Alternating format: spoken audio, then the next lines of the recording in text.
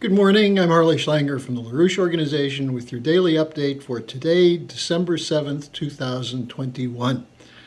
Later today, there'll be a phone call between President Biden and President Putin. This is occurring on Pearl Harbor Day, and perhaps they should keep in mind that it was this day 80 years ago, which ultimately led to the alliance between the United States and Russia, then the Soviet Union, that defeated the Nazis and the Japanese imperial war machine. Now, the important issue should not have just been defeating Hitler, the Nazis, and the Japanese in the war, but to go after the international banking cartels and the corporate cartels and trusts which put them in power and financed them. The reason this is important is that these are the same global financial swindlers who today are carrying out the actions that are threatening to plunge us into a depression and probably a new war, even possibly a nuclear war.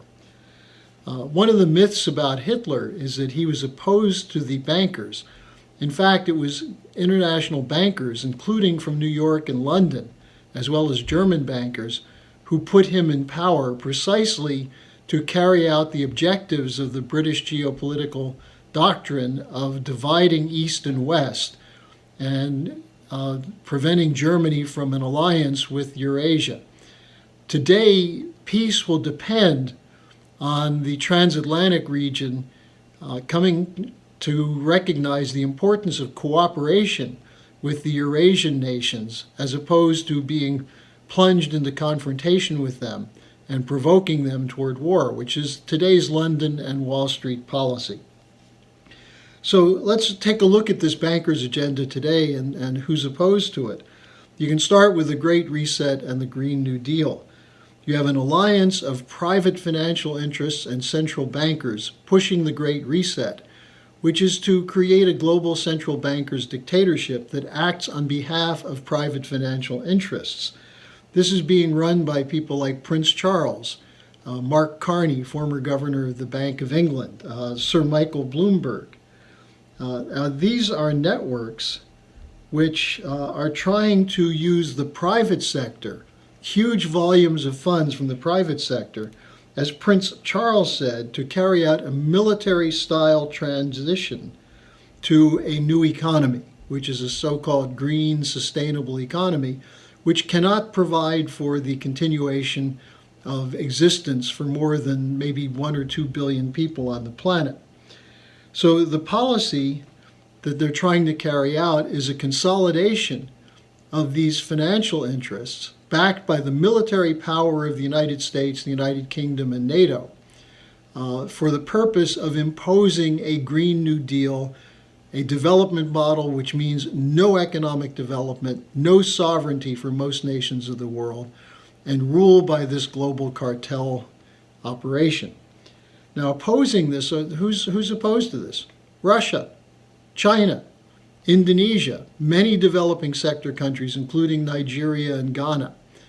So the potential for an alliance of the majority of the world's population against the bankers is there, provided we don't fall for the propaganda that says Russia and China are the enemies of us.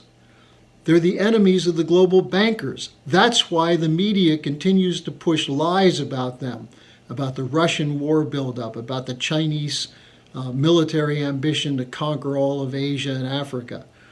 These are lies, just as the whole Russiagate story was a bunch of lies designed to manipulate people into accepting and submitting to the rule of the global financial elites and their financial shenanigans, swindles, and Green New Deal. Well, what's the second issue? Using inflation to impose austerity. This is the policy of the bankers, but that means also the Wall Street-controlled Republicans and Democrats. Don't be confused on this. The Democrats, such as Schumer and Pelosi, are in bed with the Republicans, such as Mitch McConnell, Paul Ryan, Tom Cotton, all the so-called Trump supporters who are committed to austerity. They don't want to spend funds. They foolishly say that inflation is caused by too much government spending. No, it's caused by too much money printing, too much liquidity. And what's the purpose of that liquidity?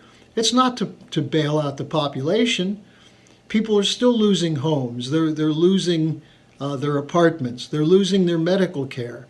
Where's the money going? It's going to the banks and the speculators. Have you heard people like Cotton and Hawley and DeSantis attacking these financial interests?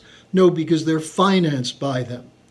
So the real fight here is again against the financial swindlers of London and Wall Street. And the important thing is that we need to carry out a fight against inflation by moving toward a Hamiltonian credit policy, in which there's credit generated not for speculation, but for physical economic production, for investment in the real economy. And that's the LaRouche policy. That's LaRouche's 4 laws. Now, what else is the bankers' agenda?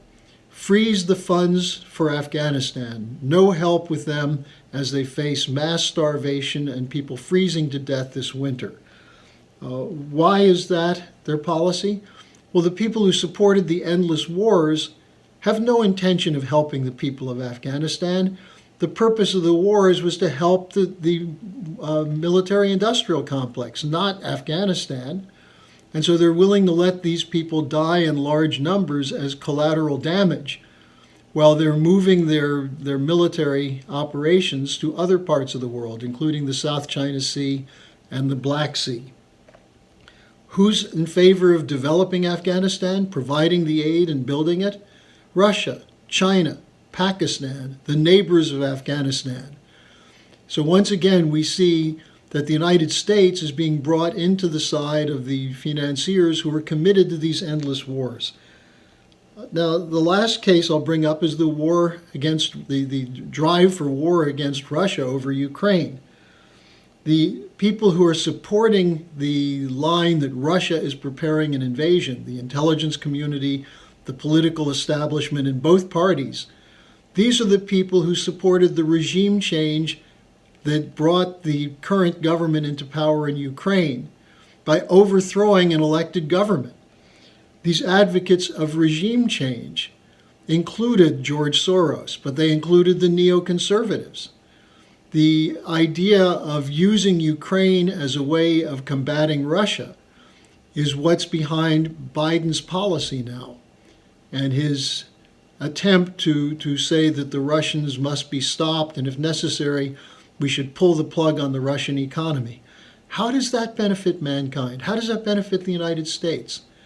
So if you look at each of these issues, what we see is on one side, the global financial class, the people who have gotten richer during the COVID crisis, who have made more funds from the quantitative easing and the bailouts, while the average citizen is losing ground, including from inflation, including from a hollowing out of our manufacturing sector, and including watching money go to the war machine while we're being whipped up into a frenzy against Russia, China, Iran, and other so-called enemies. The real goal of these bankers is population reduction, carried out through ultimately destroying the physical economy, the Green New Deal, the privatization of healthcare, no funds for real physical production, the degeneration of education and popular culture so people don't know what's happening and don't know how to fight it. Our fight, what the Schiller Institute is involved in and the LaRouche organization is involved in, is to mobilize an anti-Malthusian resistance to take power away from these speculators.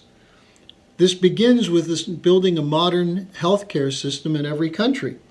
Because what does that include? Building hospitals, which are needed in Afghanistan, in South Africa, and in Los Angeles, New York, and Washington, D.C., and in the rural sectors of the United States, which have been deprived of medical care because of Obamacare and the privatization policy.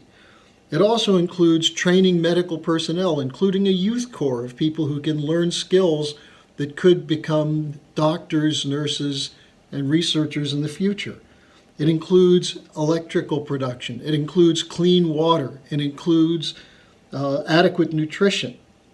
And this is what we're fighting for, whether it's Operation Ibn Sina in Afghanistan or to overcome the lack of healthcare capabilities in the rest of the world. If you agree with what I'm saying, get in touch with us. Join our mobilization. Now, we'll see tomorrow what happens in this discussion between Biden and Putin today, but whatever happens in the discussion, the war hawks are going to continue the drumbeat that there must be a confrontation with Russia over Ukraine. Whether there is an actual Russian mobilization or not doesn't matter. They're trying to create a mobilization, possibly by shooting drones and attacking the people in eastern Ukraine so that they'll call on the Russians to come in to help them. And then we have to sit around nervously awaiting to see if NATO will follow through with their pledge to fight Russia should Russia move into Ukraine. This is what sleepwalking into war means. Join our mobilization. Let's take power away from those who were responsible for the wars of the 20th century as a result of British geopolitics and are organizing a new war which could end civilization as we know it today. Thanks for joining me. See you again tomorrow.